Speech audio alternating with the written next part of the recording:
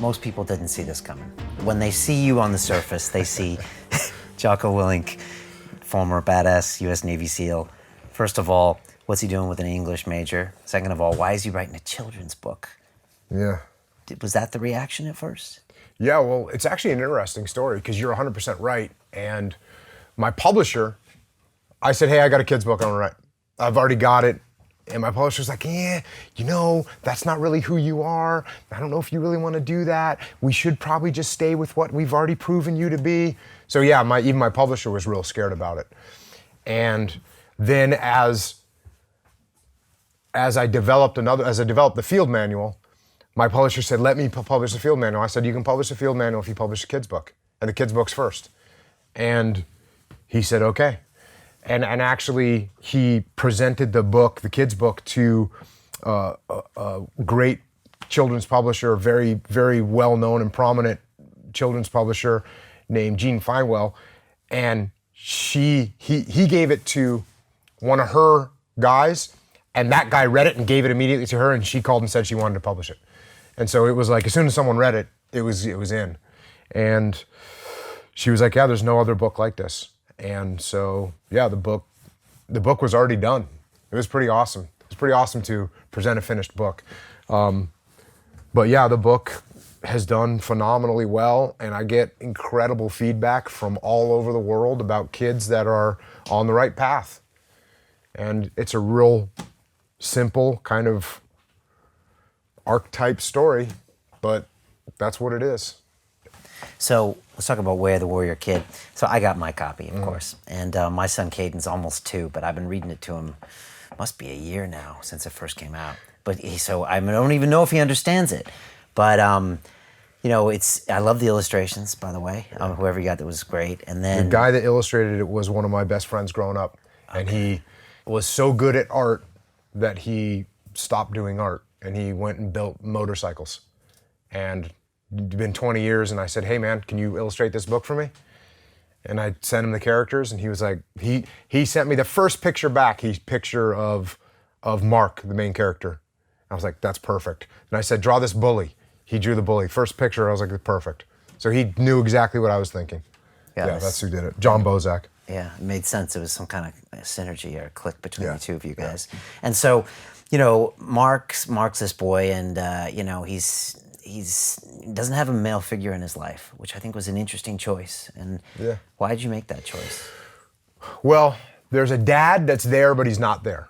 And it's kind of cryptic, and it's cryptic for a reason, because not everyone has a dad there these days. And, I didn't want kids to read the book that didn't have a dad to feel bad that they didn't have a dad. But at the same time, I didn't want dads to be reading the book to their sons and be like, well, this kid doesn't have a dad, dads aren't important. So I made it a little bit cryptic and just kind of took the dad out, which is very realistic because, people work, and people work long hours. And so even though they might have a dad, the dad might not be there all the time. And that's the situation here.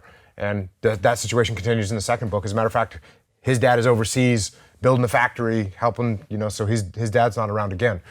But that's why. And there's plenty of guys I knew in the SEAL teams that didn't have dads, raised by single moms, and needed that role model. You had a father that was there and present. Yeah. Okay. Yeah, my dad was a school teacher. Okay. And my mom was a school teacher as well. Okay. Yeah. And so Mark learns all sorts of things. He learns jujitsu, which is awesome. He learns how to get over, I guess, mental and physical barriers that sometimes he just set up in his brain, right? Fears. Mm-hmm. That's what Uncle Jake is getting him through these things, right? Mm-hmm. Did I get the book? Oh yeah. Book's for adults as well, isn't it? I read a letter on my podcast. This is one of my favorite, and I don't do this very often because I get a ton of letters from people that are saying thank you. I got a letter from a guy, and he said, I was overweight, I was drinking all the time, I was not going anywhere with my job, I was depressed, and I wasn't just failing. And he goes, then I read your book. And he said, so I started doing this, and I started waking up early, I started working out, and I stopped eating junk, and I started focusing on my job, and I tried to do a better job, and I quit drinking. And he goes, now I've lost 37 pounds, I've this. And he says, the book I read was Way of the Warrior Kid. And I was like, I had to read that one on the podcast because it's true. It's those simple, straightforward, and that's the thing. Uncle Jake has to explain this stuff to a 10-year-old kid. So there's no cryptic messages there. It's like, here's the deal, kid. Here's what you need to do if you want to win, if you want to get through this, if you want to get over that. And here's what you need to do. And so it's really a good book for people to take that lesson away from. Or take those very simple lessons away. And he says basic stuff. You can't do a pull-up. Okay, let's do one pull-up. You know, you're scared. You're scared of the water. Let's get in a little bit in the water. Yep. And then once you get your 10 pull-ups, we don't high five and celebrate. We move on. Right. There's all these lessons in there, right? There's all these lessons in there. The warrior code. You know, you talk about these codes and you go through some of the other military codes, Yeah. right? And then when he finally gets good at jiu-jitsu and he can actually put the bully at bay, he actually now befriends the bully and includes him into the piece, right? Yes. And you figured all these beats out. Yes. Okay. That's quite a talent. Yeah. And book 2 is very interesting as well. So that one comes out, and in this one, there's another bully, but he's more of like a psychological bully that picks on him and needles him and makes fun of him. But it's not physical, it's mental. And so he has to learn to deal with that. Passive aggressive. Yeah, and he has to learn to, and what he figures out, it's very interesting because he comes home and tells his Uncle Jake, hey, I'm gonna fight this kid. The kid's name is Nathan James. That's the new bully. Nathan James. Look at these bully names, they're great. There's some layers to that one. Okay. But Nathan James, he comes home and tells his uncle, hey, I'm gonna fight this kid. I'm gonna beat him up. He's got a loud mouth, he makes fun of others, because he picks on everyone. He calls people names, calls somebody mosquito heads, calls somebody bucket head, calls him plate face, calls all these people names. Comes home and says, I'm gonna fight this kid. And Mark's got jiu-jitsu skills now. Mark can beat him. Double leg. Double leg, rear naked choke. Let's do this. So his uncle says, oh, okay, you want to fight him? Fine, you can fight him.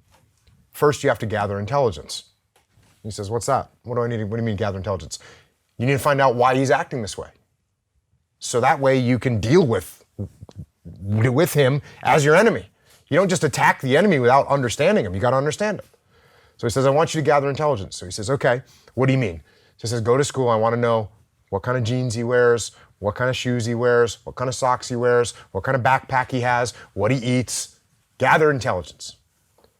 So Mark says, okay, so he goes to school, eventually figures out what he means by gather intelligence. So then he comes home and says, okay, here's the report. He's got holes in his jeans, he's a slob. His socks don't even match, he's a slob. His shoes, he won't even put on new shoes because his shoes have holes in them. He doesn't even have a backpack because he's too lazy to get a backpack. And he doesn't eat healthy like I do because he's eating potato chips. He's like half a bag of potato chips.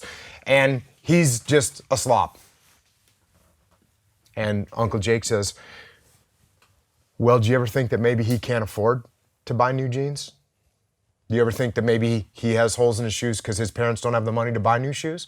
You ever think he's carrying potato chips to school and eating potato chips because he can't afford to have a nice sandwich made, or his mom won't make him a nice sandwich for school? Or they're in camp at this point, in a summer camp. And he says, So eventually Uncle Jake, they actually follow him to his home, and he actually has to turn in cans to get food, and he lives in a crappy part of town and lives a rough life. And Uncle Jake says, maybe instead of fighting this kid, you could actually help him. And there's where the story goes.